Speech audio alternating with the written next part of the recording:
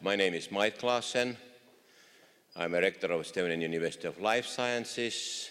My personal background is veterinary medicine. It means I know what about I am speaking. Honorable guests, ladies and gentlemen, distinguished participants of the annual meeting of the European Federation of Animal Science. First of all, let me thank you all warmly on behalf of the Estonian University of Life Sciences for choosing Estonia for the venue of your annual meeting. Organizing your meeting in a small country gives proof that such problems in animal breeding as increasing productivity, ensuring the quality of food of animal origin, while improving animal welfare are gaining ground in all countries regardless of their size. People with no previous knowledge about livestock production cannot usually realize how important these topics are in the light of their best interest, as the quality of animal products depends, in the truest sense of the word, not only on animal breeding and nutrition, but also on animal welfare.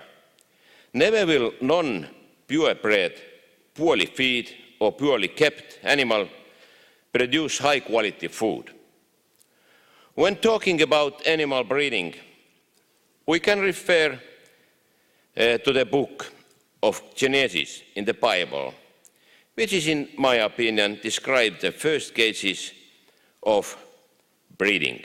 For example, the case with Jacob, who used selective breeding to multiply goats with a certain look about them so that they would be given to him, or the case of Noah. What else can we call it but selective breeding? We are all experiencing that the need for high-quality animal products intensified livestock production. This in turn makes it necessary to make use of the best available technologies, best practices and expertise to achieve the consequent maximum, to ensure sufficient quantities of animal products in as resource efficient and environmentally friendly way as possible. The world is already moving this way. In animal breeding, it is important to combine optimized feeding and biotechnological methods with genomic breeding to improve feed conversion and nutrient uptake, which will result in maximized feed value and in livestock with improved health and metabolism, high quality meat and milk, and less methane emissions into their environment. A systematic approach to innovation, the use of drones, milking robots, self-driving tractors, biosensors, multi-camera systems, radar and LiDAR technologies, and other digital solutions make production more efficient and attractive for the new generation of livestock breeders. Contemporary precision agricultural technology is already saving farmers money and increasing yields. Sustainable identification may be argued to be a mission impossible. If we deal the issues separately in different countries, this would be the case. But teaming up and pooling resources and experience makes the impossible possible. The topics covered at this conference are of vital importance to all the countries and people of the world. It is also our top priority to involve countries where, for different reasons, animal breeding, recording, and well-being have not received sufficient attention. The more advanced countries in this area need to take less developed countries under their wing and encourage them with their knowledge and skills to push ahead faster. For a number of years, Estonian researchers and scientists have been trying to contribute to this work. As a result, the milk production of our cows is among the highest in the world. We are among first 10.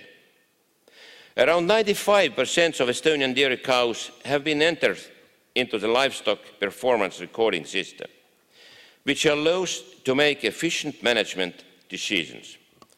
The performance of other species of livestock is recorded as well, which guarantees that, in principle, the entire breeding process is easily trackable. At home, I have a photo, which was taken when I was about 2 years old. The photo depicts a Tory horse and me holding on to its foreleg. The important part here, however, is the fact that the picture was taken during the celebration to mark the 100th anniversary of the Tory horse. Thus, it can be said systematic horse breeding in Estonia dates back about 160 years. Still, we must not forget that farming is also a special way of life, which is a value in itself, and it is a part of our national cultures.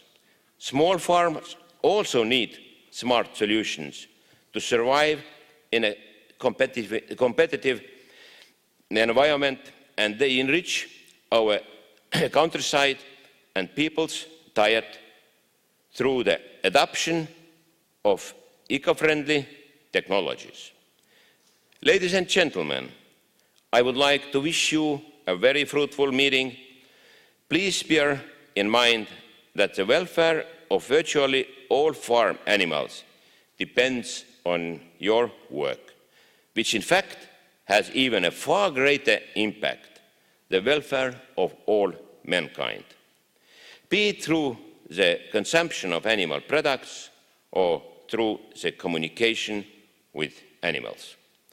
Good luck to you in fulfilling this extremely important task. Thank you for your attention.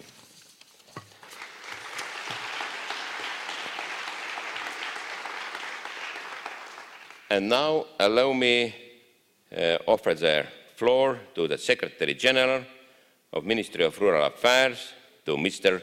Illar Lemetti. The floor is yours, please.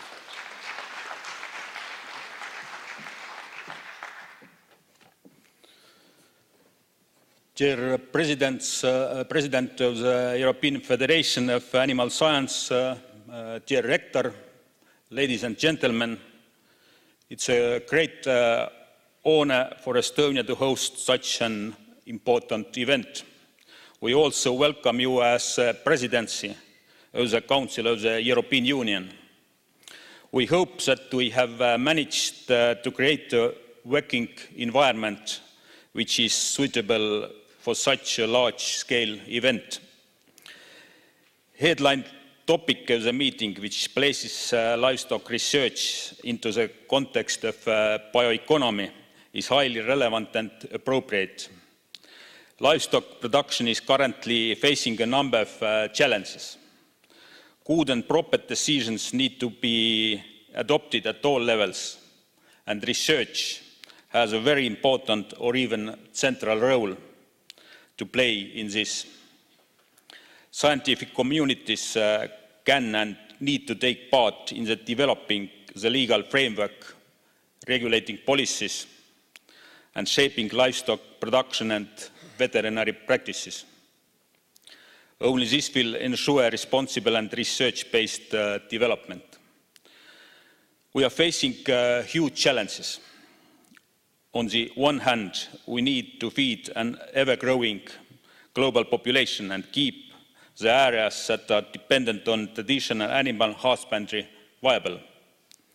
On the other hand, livestock farming has a huge impact on the environment and is one of the central questions in resolving the problem of climate change. These challenges also determine the way we need to go in planning the development of livestock farming and feed production research. We have to find a solution to the issue of providing the world with livestock products in an environmentally sustainable but economically cost-effective way that would also provide us with healthy food. The problems discussed at this year's annual meeting are definitely important in the light of an official meeting of the Ministers of Agriculture of the European Union, which will take place in the next week within the framework of Estonian presidency of the Council of the European Union. More specifically, ministers will discuss how farmers could be better prepared for managing various risks. Knowledge-based agricultural production that takes environmental and economic conditions into consideration is definitely one of the most important risk management tools. Animal welfare is also gaining more importance from both ethical and economic perspective. This has also become increasingly an issue for consumers and various groups of stakeholders to consider. I would like to point out some important directions that research and development can help with. These are better use of feed, animal welfare, and more efficient disease control. The key issue for the environment is how to emit as little greenhouse gases as possible during production. The reduction in the use of antibiotics is also a topic that affects us all. The implementation of the One Health approach and the better regulation of the use of antibiotics in the European Union is also one of the priorities of our presidency. Together with the European Commission, we will hold the antimicrobial resistance seminar in November. Dear friends, to end my speech, I would like to stress another issue: consumer trust in our food production. It's clear that consumers are more interested in our food production methods. We have seen more and more crises related to animal welfare, transparency of the food supply chain, including the trustworthiness of raw materials and different diseases and their treatment methods. Scientists have an important role in informing the consumers about the safety and security of these new measures, be it animal treatment, new breeding technologies, or food safety in general. Scientists cannot do this on their own, but they have to take part of public discussions more often and use their authority to carry the information to people. I wish you all a constructive annual meeting and hope that you will have time to get to know our country and our capital city despite your tight schedule. Thank you.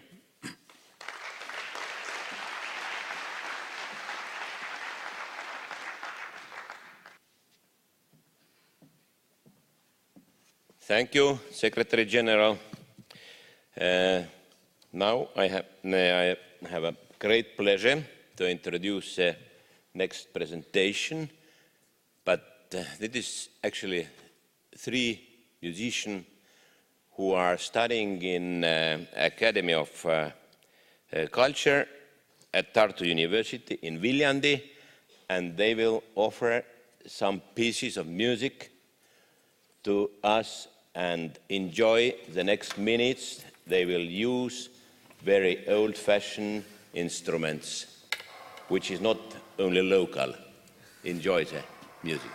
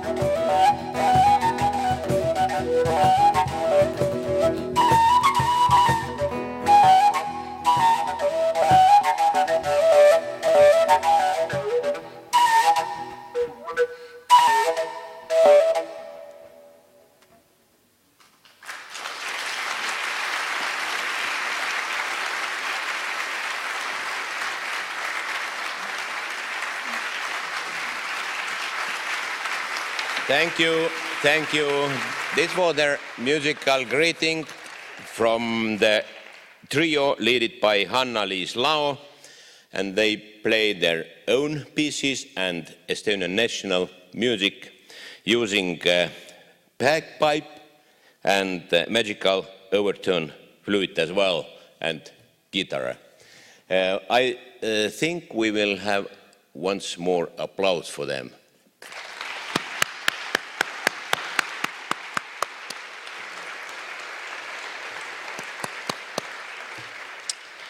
And next, I have the honor to call here Professor Haldja Viinaas, and she will give an overview about some statistics and information. The floor is yours, please.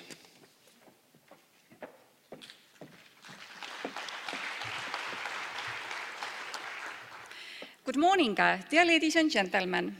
I'd like to share with you some statistics and information about this year's event. If we look at the number of abstracts we received, then the total number of abstracts submitted was 885. We have this year 56 sessions. And if we look at the number of corresponding authors, then this is 633. This year, 300 poster presentations were accepted and 522 presentations for theatre. So altogether, the number of accepted presentations was 882, and 10 abstracts received were rejected. If we look at the statistics about participants, then 751 persons have decided to attend the whole conference. For one day, we have 76 registrations and 138 participants registered for Interpol plus EAAP full session. For Interpol and one-day EAAP joint session, which was held yesterday, 58 participants registered. So the total number of registrations received is more than 1,000. It's 1,023. If we look at the statistics of from where the participants are, then they are in here from 55 countries. 31 from the EAAP member countries and 24 from non-member countries. I'd like to hope that yesterday evening a lot of you enjoyed the evening walking tour in Tallinn Old City. For this walking tour, we received more than 300 registrations, 321. Today, participants who pre-registered are kindly invited to attend the Estonian evening. And the Estonian evening will take place in a very interesting place, Estonian Maritime Museum at the Seaplane Harbour. And the buses to the museum will depart from here. The buses will stop in front of the conference center, and they start to leave from 7:30. And the last will leave 19:45. And we are going to provide the return by buses as well to the conference center, and the first bus will leave at 10:30, and the last exactly at 11 o'clock. The gala dinner will take place on Thursday, on August 31st, and again, the pre-registration is required. And for this event as well, the buses will depart from here, from the conference center, from 19:15 till 19:45, and the first buses are going to leave from there at 10:30. It was very shortly about the statistics.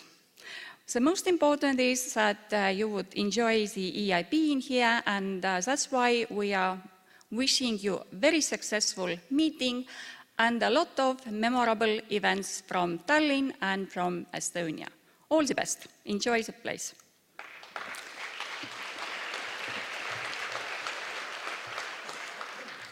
Not all, unfortunately, didn't register to the technical tours. Those who will stay for a little bit longer have chance on Friday to attend at the technical tours. And 3 are organized. 1 for cattle, dairy and beef cattle, then the horse tour, and the sheep and goat tour. And in here is presented the information when the buses will leave, and again the buses will stop in here just in front of the conference center. So that we'd like to hope that those who registered to the tours will get the overview about this sector, and additionally they will have a chance to see the country and the islands as well. And totally 157 participants registered for that. We wish you great success and enjoy the being in here. Thank you.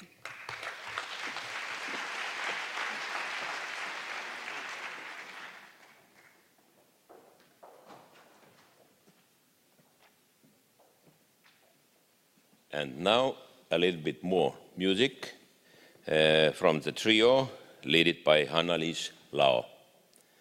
Please.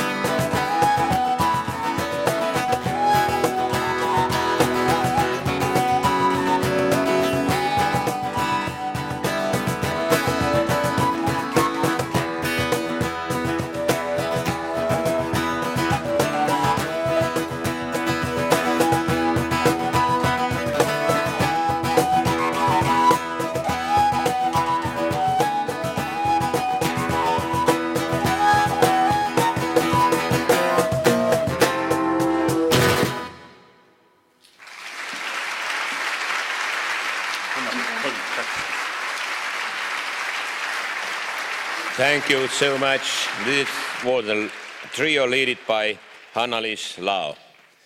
And I have a great pleasure to call here Dr. Hannes Vira, who is the director of the Institute of Rural Economy and Social Sciences, Estonian University of Life Sciences, and he will have a presentation, overview of agriculture in Estonia.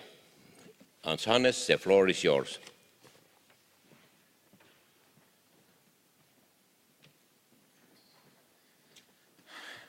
Thank you. Dear guests, it's a pleasure to see so many of you here this morning. And at first, when I was given this chance to introduce Estonian agriculture to you, I was thinking that it's not too difficult to do it in 15 minutes, but when I started to compile the presentation, then I started to doubt, but I will try. My background is agricultural economics, so therefore I start from agricultural holdings. And the numbers have been changing a lot over the last 30 years, but actually we have longer history of structural breaks. We should go back at least 100 years to really understand how the structure has evolved in Estonia. So 100 years ago in Estonia we had around 50,000 peasant farms and hundreds of manors with big estates. So we had large agricultural holdings and small peasant farms. After the Republic of Estonia was established in 1918, manor farms or land of manors was nationalized and given to peasants. So by 1940, we had around 140,000 peasant farms. In the 40s, when the communist regime came, the land was nationalized again, and peasants were forced to join the collective farms. By the end of the 90s, there were around 700 collective and state farms, and after the independence was restored, again, land was given back to the owners or heirs of previous peasant farms. And at the same time, collective farms, or some of them, or most of them, were privatized to the members of those collective farms. Therefore, the history of having large farms and small farms is quite long in Estonia, and nowadays still we have quite dualistic farm structure with around 1% of holdings producing 50% of production. As you can see, the employment has decreased significantly after the regaining the independence and breaking up the collective farms. So today we can say that we have 17,000 agricultural holdings and approximately the same amount of employers in the sector. In Soviet time, Estonia was an exporter in the Soviet context of agricultural products. So after the independence was restored, naturally the production declined quite significantly. As you can see, nowadays we produce about 60% of the milk that we produced in the 80s, and around 40% of the meat. After the EU accession, cereal production actually has recovered, and we are gaining record yields in last few years. In Estonia, we have around 1 million hectares of utilized agricultural land. Cereal production has increased compared to previous times, but nevertheless, around 45% is annual or multi-annual forage crops or permanent grassland.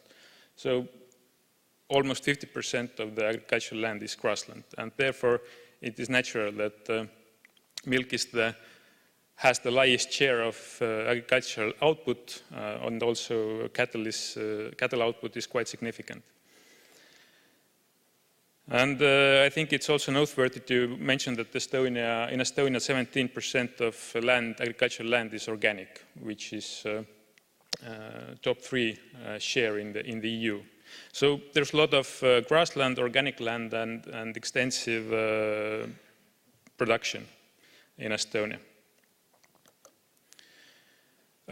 Milk production has been the main production line in Estonia, so it also has a long history and traditions, as already Rector mentioned in the opening speech. And it's true that Estonia is one of the, I think, top 2 now in the EU when we look at the milk yields. The strive for high yields is not a new phenomenon, it's based also on the long history. What I want to point out here is that in the last 10 years we've seen several milk crises. Not only milk crisis, but it has hit milk sector quite hard in Estonia. So in 2009, there was an episode of very low prices, and also since the 2014 Russian import ban. And this has affected the sector quite severely. So when we had around 250,000 dairy cows in the beginning of the 90s, nowadays we have 86,600. However, the production is almost stable since the yield increase will compensate for the lost number of dairy cows. What this graph is not representing is that actually the milk collection from farms has increased quite significantly. So even though the milk production is more or less stable, milk collection and the utilization of milk by milk processing plants has increased. Due to the changes in farm structure, not so many small farms who sell their milk directly to consumers, and also due to the improvement of milk quality. To give an idea about the good level of milk production in Estonia, I have a data from 1985 to show that in 1985, during the Soviet time, actually the average milk yield per cow in Estonia was the same as in the EU. So, as I said, striving for high yields is not a new phenomenon. It's a result of a very long and dedicated job. And Estonia had very high milk production per capita and also meat production per capita, which was almost too much higher compared to EU average. So our agriculture has been very much animal production oriented. At the same time, the crop yields and cereal yields have never been that good here due to the soil conditions and also climatic conditions. And if we compare productivity and income of agricultural workers in the Soviet time, which we don't want to remind ourselves too often, but nevertheless, actually Estonian agricultural workers received quite high salaries in Soviet system, especially compared to other Soviet countries. And this actually indicates that agricultural productivity was quite good even in those conditions. Now, if we look at the subsectors of animal production, then yes, it's dominated by dairy farms. Dairy production is also dominated by large farms, and in the last 15 years, most of them have been reconstructed or are built new. As you can see from this graph, since 2002, the average number of places in new or reconstructed dairy barns is around 300-400, and it's ever increasing. It doesn't mean that smaller holdings are not investing that much. Actually, the size group of 50 to 100 cows seems to be very resilient in different crises. So, yeah, the two most resilient size groups of dairy farms seems to be in Estonia 50 to 100 and more than 300 cows, actually. So nowadays, most of the cows are kept in loose housing. They have total mixed ratio feeding. Milking is done in parlors, carousels, or by robots. I guess that around 15% of cows are milked by robots nowadays.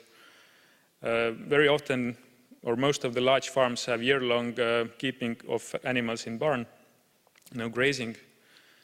And 95% of cows are under milk recording. 80% of cows are Estonian Holsteins, high yields. Compared to grass-based systems, our production costs are higher. Therefore, these farms are vulnerable during the times of crisis. And the high yields have been accompanied by decreasing lifespan and number of lactations of dairy cows, and also decreasing milk solids, which is quite similar trend in other countries too, but it creates problems in times of crisis when the farmers don't have other alternative income from selling young stock or heifers. And as the milk collection has increased a lot and milk quality has improved, we have become exporters of raw milk to Latvian and Lithuanian processing facilities. Beef production is also an interesting case because historically beef consumption in Estonia has mainly relied on culled dairy cows and young bulls. However, since the EU accession, the number of beef animals has increased quite rapidly, and it seems that quite soon the number of beef animals will exceed the number of dairy cows in Estonia. So the difference is very low nowadays. This branch is increasing. It offers alternative to those milk producers who will quit. Also, this sector has new entrants, so it's a good news that there is a branch where new entrants can start in agriculture, because in very many branches the entry barrier is very high due to the high investment requirements. These farms are smaller and they are more widespread in less productive regions with high share of permanent grassland. And among the beef farmers, many are organic producers. The challenge lies in creating products and markets also in Estonia and other markets abroad. We are not beef-eating countries, so traditionally we are eating pork and also more and more poultry, and the domestic demand for beef, and especially for high-quality beef, is not so high. So this is the challenge for these farmers, and they need to be very entrepreneurial and creative to solve those challenges. And in this sector, we also see a lot of export of live animals to other countries. So Turkey, for example, has been a significant market in recent years. Pig sector is very industrial, so there's one very large player and other not so big player owned by Scandinavian companies. And there are a number of Estonian medium-sized producers which seem to cooperate more and more. And recently they invested in a meat processing plant to control the supply chain in the next phase 2. So, as you, I guess, know, we've had the outbreak of African swine fever in recent years, and this has severely affected this sector. So the number of pigs have decreased by 20%, and actually virtually all small producers or small farms have exited this sector. So basically we have less than 100 pig farms nowadays, and this number is decreasing further. So this sector is under very big changes and concentration. And also we've lost the self-sufficiency in pork meat during those African swine fever crisis. As I mentioned, poultry is becoming more and more popular as a meat. It's the most concentrated branch of agriculture, so we have one poultry meat producer in Estonia and one large egg producer and several smaller egg producers. Consumer awareness and animal welfare was mentioned by previous speakers too, and we see in this sector especially that consumers become more aware about how birds are kept in farms. At the same time, the fact that they become more aware means that they were unaware of the actual animal production, and maybe this is the job for us to explain the public how and why the production systems are kept and run. But we see in this sector, due to this consumer awareness, new niches opening. And especially this provides opportunities for smaller holdings, so-called happy hens and also organic production. So we also have sheep and goats and horses. The numbers are quite stable. Their share in total agricultural production is not very big. Combined, it's less than 2%. And also in sheep and goat sector, the farmers have to be very entrepreneurial and creative, and they need to create their own products and find their own niches. And also in this sector, we see a lot of export of live animals. And probably horse economy is increasing trend, and horses are mainly used or have had for recreation sports and also for therapy nowadays. So to conclude this brief overview about Estonian agriculture, so we have dual structure of farms and dual production systems. So we have small and large farms. It has been this way also in history 100 years ago, so there's nothing new in that. There's constant battle between the small and large farms, but I think that's the case in other countries too. So there are intensive systems in milk, pork and poultry sectors and more extensive systems in beef, sheep and goats. Since 2001, our farmers have made a lot of investments, also with the help of the EU funds and also with the help of the banks. Our farming sector have invested a number of times more than our food processing sector. It means that they are much more technologically advanced compared to food sector and farmers and food sector in other countries. What we see is that we need to develop both long and short supply chains and value chains to improve farm viability, reduce the export of raw materials and find new domestic niches and export markets, and also reduce risks, because we have seen risks come true in recent years, and these have had severe consequences for many farmers. There's a new wave of cooperation.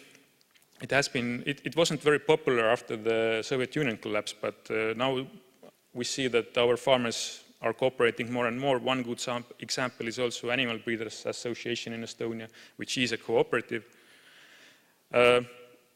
New innovation clusters and knowledge transfer programs have been set up in recent years, and we hope they will continue and take pace and become a good tool to help farmers innovate. We have high share of grasslands with very low stocking intensity in Estonia, and in principle, as an agricultural economist, I could say that we could easily produce more animal products based on our land resources. However, as was mentioned before, we have climate policy and the issue of greenhouse gas emissions from livestock sector. At the same time, we need and we want to maintain our permanent grasslands and biodiversity, and it's a very interesting question how to solve this issue and how to maintain biodiversity and landscapes and at the same time not to increase animal production, or to increase animal production and reduce greenhouse gas emissions. Bioeconomy is also a hot topic in Baltic countries, and biorefinery has become a very fashionable concept. So there's a question how we will valorize our biomass in future, what will come from grasslands, what is the role of animals versus biorefineries in the future, or maybe animals are the best biorefineries. And consumer trends, I can also conclude with the consumer trends. They are more aware about animal welfare issues, organic, veganism, so these trends definitely will affect the sector. But I'm sure that agricultural producers are entrepreneurial and they will adapt to these changing expectations from consumers. So I hope that during the coming days you will have a lot of interesting discussions on these issues and also on other issues, and I wish you a very successful conference, and thank you.